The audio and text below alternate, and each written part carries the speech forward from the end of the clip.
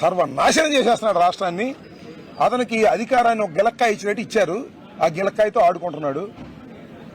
Monitor పెట్టుకుని టీవీలు పెట్టుకుని అమ్మడరామ మీద నువ్వేళ్ళు అక్కడి నుంచి ఫోన్ చేస్తాడు.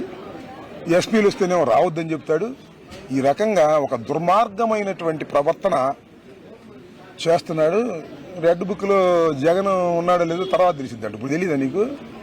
మొరలేదా నీకు? ఇట్లాగాడి భయపడతావా? చెప్పాంగా, జగన్ కాదు నేను కాదు, నా ఇంట్లో కుక్క ఉంది. ఆ కుక్క కూడా భయపడదు మిస్టర్ లోకేష్. నీ రెడ్ బుక్ కానీ కూడా మరొకసారి రీటరేటింగ్ చేస్తున్నానని కూడా ఈ సందర్భంగా చెబుతున్నా. 100 సార్లు జైల్లో పెట్టుకో, 1000 కేసులు పెట్టుకో, ఈ రెడ్ బుక్ నా కుక్క కూడా లెక్క చేయదు.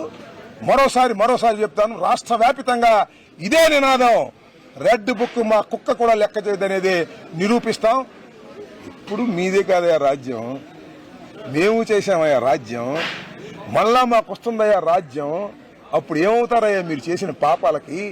ఒక్కసారి కాస్త రాత్రిపూట నిద్రపోయేటప్పుడు బుర్రబెట్టి గుండె మీద చేసుకుని ఆలోచించుకోండి. బాబు కొడుకులు ఇద్దరు మీరు చేస్తున్నటువంటి ఈ అఘాయిత్యాలకి, మీరు చేస్తున్నటువంటి ఈ ఘోరాలకి, మీరు చేస్తున్నటువంటి ఈ పాపాలకి తప్పనిసరిగా మూల్యం చెల్లించక తప్పదు. చరిత్రలో గుర్తుపెట్టుకోండి అని చెప్తున్నాను. సార్, నిన్న జనసేన ఆఫీసులో మతిస్థితులు లేని వ్యక్తి ఎవరో 2 వెహికల్స్ ఉంటే ఎస్పీ ఐజీ పరుగులు తీసుకుంటూ మనల్ని విచారణ చేశారు.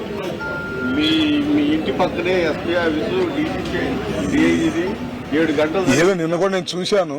ఏదో జనసేన ఆఫీసులో ఎవరిదైనా కార్లు పాల్గొట్టడం తప్పే కదా. వాడికి మతి స్థిమితం ఉందా లేదా, that is a different matter. Pawan Kalyan గారు లాంటి పెద్ద నాయకుడు, జనసేన నాయకుడు, ఉప ముఖ్యమంత్రి గారి కారు పగలగొట్టడం అనేది 100కి 100 రూపాయలు తప్పు. నా కార్లు పగలగొట్టడం మాత్రం రైట్.